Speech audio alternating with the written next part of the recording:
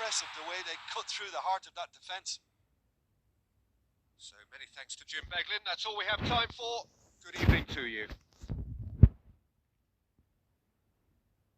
السلام عليكم أصحابتي وحدين سلامي إن goolkii wuxuu xakiimi dhaliyay baa fiirinayna kan wuxuu ahaa golool caadi ahayn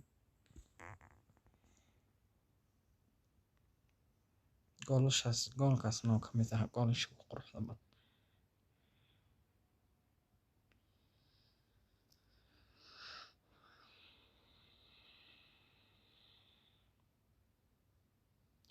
taasaa qurux badnayd